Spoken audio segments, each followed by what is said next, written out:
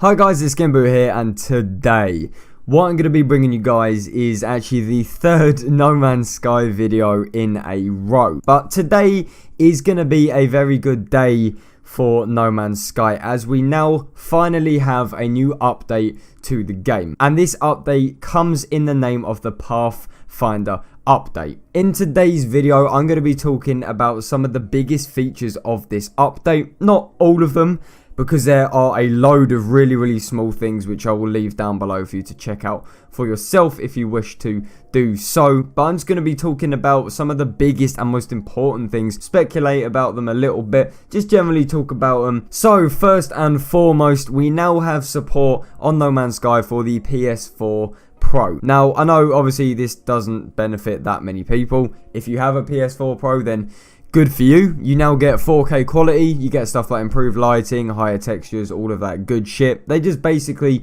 making a game as accessible as possible for loads and loads of different systems, which is fair enough because their ultimate goal is to get money. That's pretty good if you do have that. Next, we also have improved textures for PC and other platforms. So on PC, we now have a ultra setting for some of the graphics presets. You also have better optimization for 4K if you're one of the sweaty nerds that run the game in 4K. And again, there's stuff like better lighting, sweaty settings, etc. If you're into all of that, then you're probably going to get really wet over it. On their website, they actually have like a slider where you can slide it before the previous graphics and the ultra graphics, and it does look really different. The colors seem to be different as well. It just looks a lot nicer, so that's pretty cool, because I mean the game did look pretty buff anyway, but it looks a hell of a lot more buff now on ultra. I mean, I put it on ultra and I got like 15 FPS most of the time, but that's not the point. If you've got a sweaty PC, that's benefiting you a shit ton. Next, we have arguably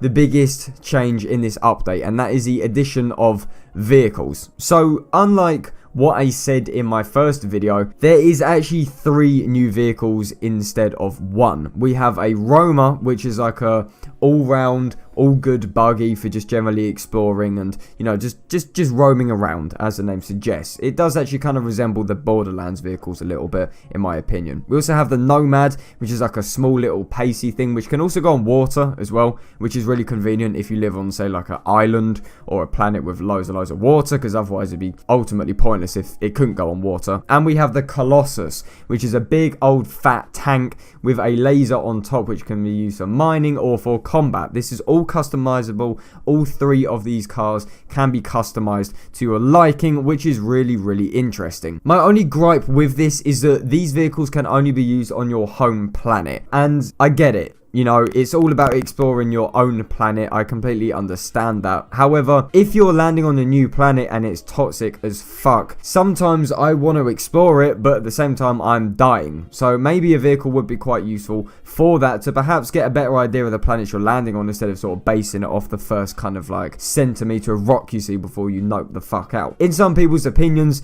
this will actually ruin the game in terms of the experience. It'll make it too easy. I can understand that. And a lot of people as well wanted there to be vehicles just in general, you know, not just on your home planet. But even still, if it does bother you, I'm sure that modders will be able to change that in the future if you have the game on PC. If you have it on console, then peak for you, because that'll never happen. Next, we have something which is also very big, and this comes with a change to how bases work in the game. So you can now come across other players' bases on planets. If you go on a planet, it's already been discovered and everything's been catalogued already, then chances are, if they've built a base on it, then you'll actually be able to see this base. They can also leave messages for those who find it. So you can walk in the door and it says, "Hello, my name is Sean Murray, blah blah blah," and you can do that exactly the same for other people. This is amazing, because this is essentially one step closer to this multiplayer experience we were promised. And what I don't understand is that if No Man's Sky can include the ability to see other people's planets, other people's findings, everything that's been catalogued, and their bases, why can't we yet see the players? I know it's obviously not that simple, but we must be getting closer to seeing actual players. We also have a brand new game mode to play if you're into that kind of shit. It's called the permadeath mode. Basically means it's survival, so it's really hard, but dying sets you back to square one. You die, you lose all your progress, you start fresh. I'm never ever going to play it and I'm never ever going to touch it. We also have something which is quite interesting, which comes as a blueprint system and something called a nanite cluster, which is kind of like a new currency, which can be found on bits of like debris and shit located around planets. So traders on space stations now sell blueprints for upgrades on your tools and other stuff like that, and there's also one in your home base that sells you blueprints for stuff to do with base building. You know, you can get like the plant that's definitely not weed. You know, I mean, this description just pretty much sums it up, doesn't it? I mean, Sean Murray, mate, come on, we get it, you blaze it, but this is bait as fuck. And there's stuff as well to do with like archways and health stations, stuff like that. It's just that bit more depth to the game, just something that people were kind of after. So I think that's a nice little change. No one really expected it, so it's sort of come as a surprise, but to be honest with you, I think it works really, really well. As I said before, base building has been improved. As I said again, there are new materials, new structures, and of course the ability to share bases on the Steam Workshop. You can go and download other people's bases if they go build some fat things. Again, seems like they're trying to emphasize the sense of community, making me think that eventually they will get multiplayer. Just speculation. Second last, we have something which the devs call the quality of life improvements. So this is just things to do with the gameplay itself, you know, the kind of smoothness of how everything runs. So for example, you can now skip the milestone animation, which was actually a mod before. They've made that a thing now, which is really, really nice. You can go back to the game mode selection screen without literally closing the game down, which honestly I don't know why that wasn't there in the first place, but it's still nice to see. There's also the ability to skip NPC dialogue, and it also comes up on screen faster, which in my opinion is a great change because I hated watching this little spastic creature take 30 minutes to say a sentence. And some of the long clicks have been removed. Also, the UI's just been made sexier. There's like graphics in the background. There's a mission log so you can see multiple objectives, and another mod which has been brought into the front is the ability to fly lower on planets, which thank fuck is in the game because I can never get the mod to work. And finally, we have an improvement to the photo mode. I love the photo mode. I said it in my first video regarding if you should buy the game. I like just, you know, stepping back, looking at the scenery, taking a screenshot, uploading it, just staring at it and go, shit, this game's beautiful. Yeah, it's hated on, but look at that.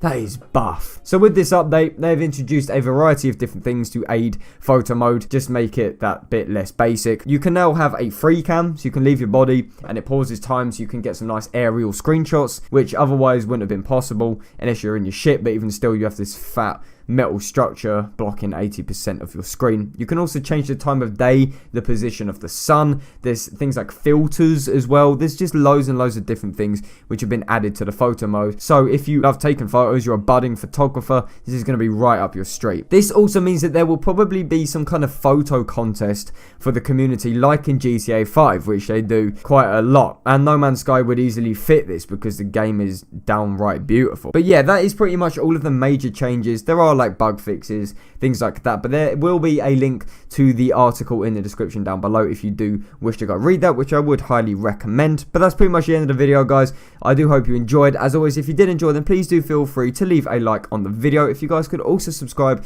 to MZK, then that would be absolutely fantastic. And as always, I will see you guys on my next video. This is SkintBoot, signing out.